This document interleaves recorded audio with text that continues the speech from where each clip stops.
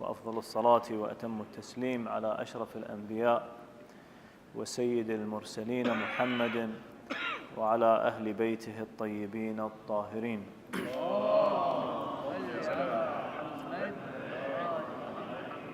واللعن الدائم الأبدي على أعدائهم وظالميهم منذ آدم إلى قيام يوم الدين، فاتقوا الله وأصلحوا ذات بينكم. أيضا هذا الموضوع له علاقة بمسألة التقوى، أن التقوى والمتقي، احنا ذكرنا مجموعة مواصفات، نأتي لآية ثانية تربط أيضا بين التقوى وبين عمل نعبر عنه أحيانا وتعبر عنه الروايات والآيات، إصلاح ذات البين، يعني حل المشاكل والخلافات.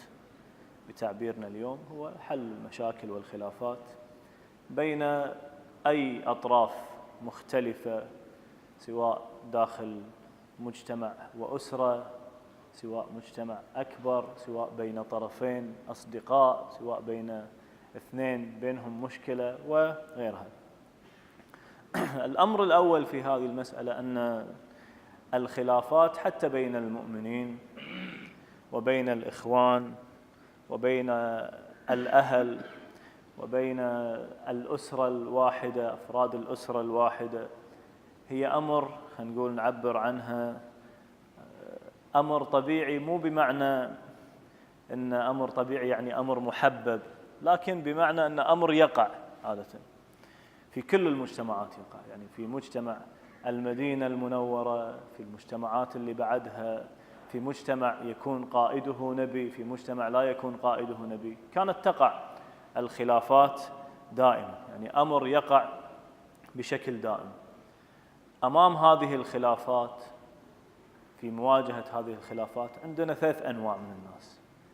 في إنسان طبيعته هو أصلا لا يسعى لحل ولا يسعى لشيء، ما يهمه، يعني الناس مختلفين مو مختلفين، في أسرته، في المجتمع الإيماني، في غير المجتمع الإيماني، ما يهتم لمثل هذه الأمور.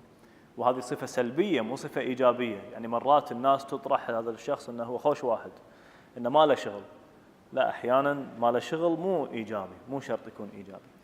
في إنسان أسوأ من هذا، هو إنسان يستانس أصلا ولا يفرح في حالة التلاقي، بل يفرح لوجود الصدام. من كذي طبيعته وخلقته دائما لما يتحرك، لما يتكلم، كله يدور على الأشياء اللي فيها خلافات. في بعض الشباب احنا نشوفه مرات أسئلته دائما هي أسئلة خلافية، هو دائما يبحث عن الأمور اللي فيها خلاف، فيها مشكلة.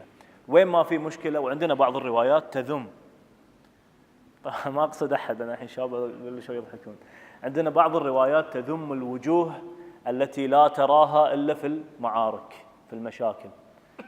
في وجوه كذي تكون، متى ما تصير مشكلة بين هذا الإنسان، مو بين على أساس يحل مشكلة، بين على أساس يزيد هذه المشكلة. وين الطرف الثاني، وتعال خل نروح لهم يلا، دائما يسعى لمثل هذا الأمر.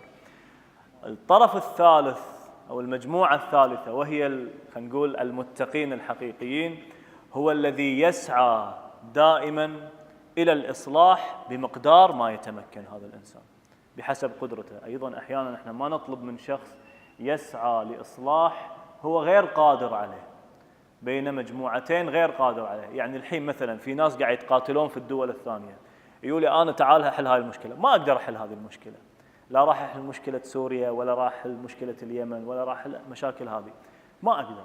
لكن بمقدار معين يمكن للإنسان أن يحل مثل هذه المشاكل. في الخلاف، النقطة الثانية، في الخلاف أحيانا يتحول الصديق القريب الأخ إلى عدو، يحوله إلى عدو، فتصير قطيعة بين الطرفين، يصير اتهام، ويصل أحيانا إلى التقاتل بينهم ومعارك.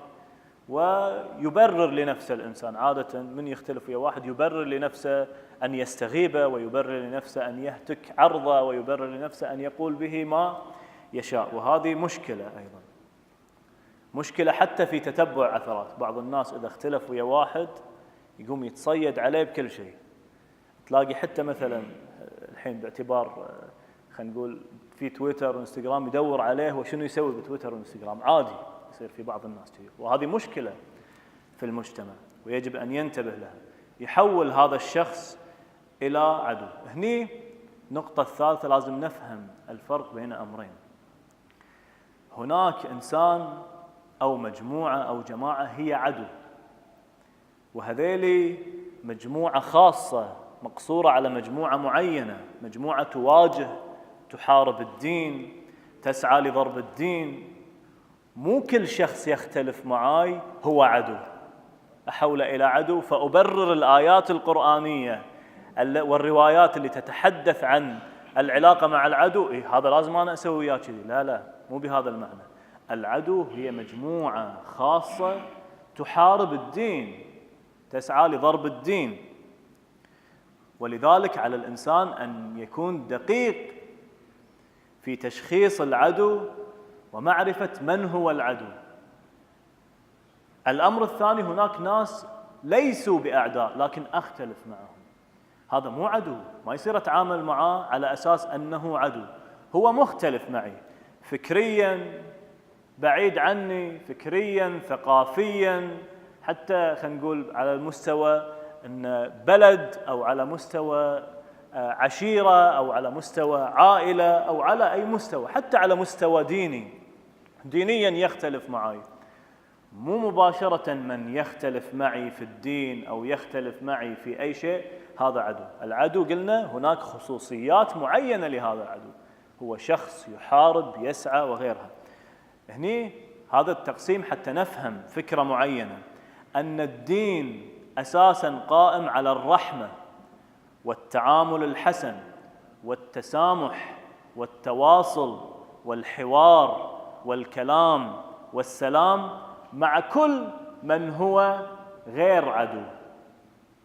هذا الأساس معهم، غير عدو.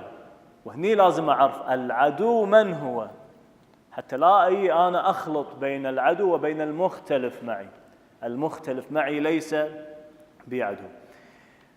فيجب أن يسعى الإنسان لحل هذه المشاكل بين الأطراف. في الإصلاح في ذات البين هناك أمرين. الأمر الأول أن يسعى الإنسان لأن يصلح ما بينه وبين الناس، يعني هو يصلح ما بينه وبين الناس. أنا مختلف مع شخص، أنا عندي مشكلة ويا شخص، وهني في أمر.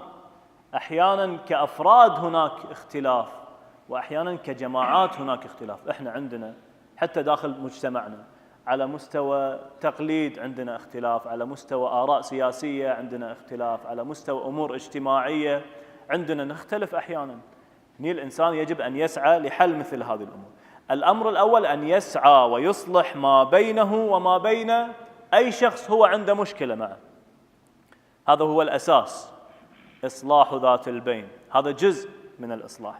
الأمر الثاني أن يسعى للإصلاح بين الأطراف المتخاصمة، يعني أنا أولاً أصلح ما بيني وبين من أتخاصم معه ومن أختلف معه. ثانياً أصلح بين الأطراف المختلفة. وهذا عنوان عام، تفصيله، كيفيته، الأدوات، الوسائل. بعد هني الإنسان يجب أن يبحث عن الوسائل لحل مثل هذه الاختلافات. لذلك حتى الروايات اللي تؤكد على مسألة إصلاح ذات البين، بعض الروايات تعبر عنها أفضل من عامة الصلاة والصيام، يعني أفضل من واجبات الصلاة والصيام. هناك عامة أمور صلاة وصيام مستحبة وغيرها، هذا أفضل للإنسان أن يقوم بها. بل بالفقه أحيانا يجوز لأجل الإصلاح يجوز حتى الكذب ومدح الطرف الثاني. يعني مثلا في مشكلة بين طرفين، أي أقول هذا الطرف الثاني اللي مختلف معك قاعد يمدحك كان، أو أمدح هذا الطرف اللي مختلف معه حتى يكون هناك حل لهذه المشاكل. وهني يجب عدم الكلام عن المشاكل، عن إفشاء الحديث الحسن مقابل الكلام السيء وذكر الأمور السيئة وغيرها من الأمور.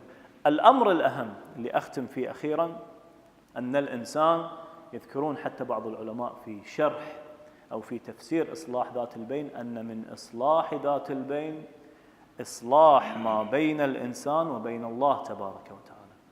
هذا أيضا من إصلاح ذات البين، أن يصلح الإنسان. صحيح مهم أن يصلح الإنسان بينه وبين الناس، وأن يصلح الإنسان ما بين الناس من خلافات، لكن الأهم وفي الدرجة الأولى أن يصلح الإنسان ما بينه وبين الله. شنو فائدة إذا كانت علاقتي جيدة مع كل المجتمع، مع كل الناس علاقة طيبة، لكن علاقتي مع الله تبارك وتعالى علاقة سيئة؟ الذنب، التجاوز، الخطأ، التعدي على حدود الله، الابتعاد عن الدين، قسوة القلب، التهاون، هذه كلها دليل سوء علاقة مع الله تبارك وتعالى. أن يقع الإنسان بمثل هذه الأمور دليل على سوء العلاقة. يسعى الإنسان إلى أن تكون علاقته مع الله تبارك وتعالى علاقة حسنة. في دعاء أبي حمزة: اللهم إني أسألك أن تملأ قلبي حبا لك وخشية منك وتصديقا بكتابك وإيمانا بك وفرقا منك وشوقا إليك يا ذا الجلال والإكرام. حبب إلي لقاءك وأحبب لقائي، واجعل لي في لقائك الراحة والفرج والكرامة. وصل يا رب على محمد وعلى أهل بيته الطيبين الطاهرين.